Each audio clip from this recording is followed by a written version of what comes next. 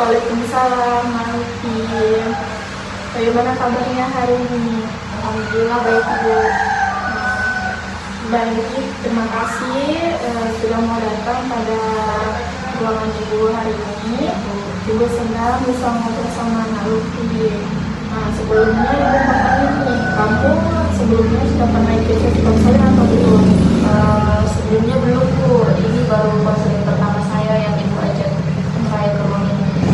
Baik, jadi Ibu sedikit menjelaskan ya, sesi konseling kita pada hari ini itu bertujuan untuk menemani kamu untuk menemukan penyelesaian atas permasalahan kamu. Dan di ruangan ini kamu tuh aman kok untuk menceritakan apa saja. Dan Ibu menjamin apapun yang kamu sampaikan sama Ibu tuh Ibu akan menjaga kerahasiaan itu dan tidak akan menyebarkannya tanpa sepengetahuan atau izin dari kamu, karena di BK sendiri itu memiliki yang namanya asas kerahasiaan. Dan waktu untuk sesi konseling kita pada hari ini itu sekitar 30 menit ke depan. Jadi apa yang kamu ingin tanyakan silakan. Gimana nanti? Baik Bu, saya mengerti Bu. Ibu nih melihat kamu sedikit gugup ya nangis. Mungkin kita bisa relax dengan tarik nafas pelan-pelan dan hembuskan. Oke, bagus. Bagaimana? Ya Bu, agak lebih rileks Bu. Jadi bagaimana bisa kita mulai sesi konseling kita hari ini? Insya Allah bisa Bu. Mungkin Mbak Lutfi sudah tahu nih mengapa Ibu panggil Lutfi ke sini. Akhir-akhir ini kan Ibu melihat Lutfi saat kalau jam istirahat tuh sering menyendiri. Terus ada juga nih laporan dari wali kelas kamu dan guru-guru pelajaran lainnya tuh mengatakan bahwa kalau Lutfi di kelas itu kalau ngomong atau mau bicara tuh suka ragu-ragu. Dari itu Ibu memanggil Lutfi hari ini untuk mengetahui sebenarnya Lutfi itu kenapa. Ya Bu, jadi sebelum saya menceritakan itu, saya mau Ibu janji terlebih dahulu tidak menceritakan permasalahan saya kepada orang lain Bu, karena saya sejujurnya malu Bu dengan permasalahan saya begini Bu. Ibu menjamin apapun yang Lutfi sampaikan dan ceritakan itu hanya kita berdua yang tahu. Ibu terima kasih sebelumnya Bu. Jadi sebenarnya Bu, ketika saya berpendapat atau kayak presentasi ngomong sama orang lain atau ngomong di depan banyak orang, itu tiba-tiba ada Bu refleks perasaan saya muncul deg-degan, terus tuh tangan saya keringat dingin. Itu tuh Bu, saya kayak langsung aja Bu muncul begitu pada saat saya maju di depan itu pikiran saya tuh negatif terus Bu, kayak nanti kalau misalnya saya diejek sama teman saya kalau saya salah bagaimana. Jadi dari situ Bu saya memilih untuk diam saja Bu, saya tidak melanjutkan presentasi ataupun saya memilih untuk diam terus Bu. Baik. Jadi ketika kamu ingin bicara secara langsung, kamu tuh langsung kayak berkeringat dingin kan, berpikiran negatif, deg-degan, dan takut diejek sama teman-teman ya. Jadi Bu, saya tuh tidak hanya di sekolah saja Bu, keadaan saya begini, tapi di lingkungan lain juga tuh Bu saya rasakan begitu. Jadi kayak terbawa-bawa Bu di lingkungan manapun. Jadi kayak kalau misalnya saya di rumah, saya juga orangnya pendiam Bu, saya memilih untuk diam. Seperti saya di sekolah ini, saya memilih untuk menyendiri karena saya itu sering dibandingkan Bu sama kakak saya. Terus saya juga sebenarnya dari dalam diri saya iri sekali Bu sama kakak saya, karena kakak saya itu kayak public speakingnya bagus, dia pintar, terus kayak juara terus di kelas. Terus kedua orang tua saya juga sering sekali membanding-bandingkan saya sama kakak saya, kayak saya harus seperti kakak saya harus seperti kakak saya yang pintar. Jadi kayak saya juga merasa iri sekali Bu terhadap perlakuan orang tua saya yang sering membandingkan saya sama kakak saya Bu. Jadi kamu ketika di rumah sering dibanding-bandingkan ya sama kakak kamu. Itu yang menyebabkan kamu kayak kurang percaya diri ya. Iya Bu, kayaknya itu jadi penyebab saya tidak pede Bu, ketika ngomong atau menyampaikan pendapat, karena kayak saya mungkin ditekan sama orang tua saya untuk menjadi sempurna. Nah jadi dari itu saya takut salah Bu, saya juga takut kalau lingkungan sekolah kan banyak teman-teman tuh Bu, jadi saya takut lingkungan teman saya itu mengejek-ejek saya kalau saya salah Bu. Perasaan yang muncul itu dimana kamu di situasi yang sering dibanding-bandingkan itu sangat wajar ya Lutfi, dan itu pasti sangat berat ya. Ibu paham apa yang kamu rasakan. Nah waktu kamu bilang diri kamu tuh insecure dan kurang dalam segala hal, apa yang kamu rasakan saat itu? Saya merasa kayak tidak berguna Bu, kayak saya tuh kurang dalam segala hal, kayak saya tuh kayak punya kekurangan, nggak punya kelebihan begitu Bu.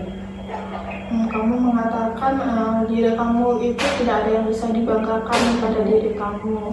Padahal Lutfi, sebenarnya kamu tuh memiliki banyak hal yang baik, hanya saja kamu yang belum menyadari hal tersebut. Iya Bu, kayaknya saya belum menyadari hal-hal yang baik dalam diri saya Bu, karena kayak saya penuh sama pikiran yang negatif Bu. Kamu sebenarnya datang ke sini saja itu sudah menunjukkan bahwa diri kamu itu berani mau berubah, dan itu membuktikan bahwa kamu itu sebenarnya sudah kuat dan sudah baik ya, dan bisa bertahan sampai saat ini. Nah, kalau kamu memikirkan kamu ke diri kamu ada ke depannya nih, kamu ingin mengubah apa yang ada di dalam diri kamu? Saya mungkin mau mengubah, kayak saya mau lebih berani untuk berbicara di depan umum Bu, tanpa memikirkan pendapat-pendapat dari teman-teman saya atau orang lain Bu. Jadi kayak saya mau pendapat saya itu keluar dari mulut saya sendiri tanpa merasa kayak saya salah begitu. Itu sangat bagus ya Lutfi. Itu adalah kemauan atau tujuan yang ingin kamu capai pada dirimu kamu sendiri. Nah, Ibu harap kamu masih bisa mempertahankan yang keinginan itu. Nah, sekarang Ibu ini ingin mengajak kamu untuk melatih, untuk melawan rasa takut yang ada pada diri kamu. Bagaimana Lutfi? Caranya gimana ya Bu? Caranya tuh di sini kan ada cerminnya. Nah, tadi ya. Nah, di sini Ibu ingin kamu mengucapkan satu kalimat positif untuk diri kamu yang paling gampang lah kamu ucapkan. Silakan. Saya bangga sekali sama diri saya. Baik, Ibu juga sangat bangga sama Lutfi karena secara berani mengucapkan kalimat yang secara jelas dan tanpa suara bergetar. Iya Bu. Nah, apa ya bagus perasaan bagaimana setelah melakukan ini, bagaimana perasaan Lutfi? Saya itu merasa Bu kayak pemikiran saya, terus tuh perasaan saya tidak setakut yang pada awalnya saya datang ke Ibu. Jadi kayak pikiran saya ini kayak berubah menjadi positif. Terus tuh yang pikiran negatif saya bisa belajar untuk mengubah ini jadi pikiran yang positif. Terus tuh saya juga bisa merasakan kayak saya ada niatan untuk berubah Bu, karena Ibu tadi sudah mengapresiasi bahwa saya itu berani. Jadi kayak saya juga berpikir bahwa saya juga harus berani untuk menyelesaikan permasalahan ini, memberanikan diri untuk berbicara tanpa harus memikirkan kata-kata dari orang lain gitu. Agar pola pikir kamu yang positif tadi tidak terhilang, mungkin apa yang ibu contohkan tadi atau mengajak kamu untuk latihan itu bisa kamu ulang terus menerus di rumah kamu agar pikiran kamu tetap positif. Baik Bu. Mungkin sesi konseling kita cukup sampai saat ini. Ibu mau tanya bagaimana perasaan Lucky setelah ngobrol sama ibu? Saya merasa kayak didengar Bu, terus tuh kayak permasalahan saya tuh saya pikir itu tidak akan saya berpikir tuh saya tidak akan berubah Bu, saya tetap diam. Ternyata setelah berbicara sama ibu meyakini saya, ibu mendengarkan cerita saya, terus tuh ibu tidak menghakimi saya, itu kayak membuat saya untuk bisa semangat Bu, untuk berubah, untuk berani menanggung semua apapun itu yang saya bicarakan, apapun yang saya tampilkan tanpa memikirkan perkataan dari orang-orang sekitar Bu. Baik.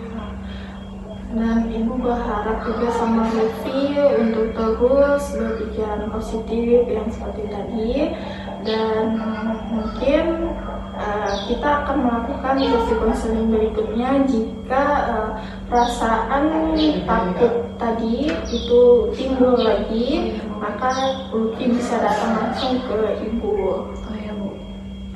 Jadi mungkin ibu akhiri ya sesi konseling kita pada hari ini. Mungkin ibu akhiri sesi konseling kita pada hari ini. Assalamualaikum warahmatullahi wabarakatuh. Waalaikumsalam. Terima kasih banyak Ibu ya. Ya, Bu. Ibu, saya permisi kembali ke kelas Ibu. Ya, silakan. Terima kasih Ibu.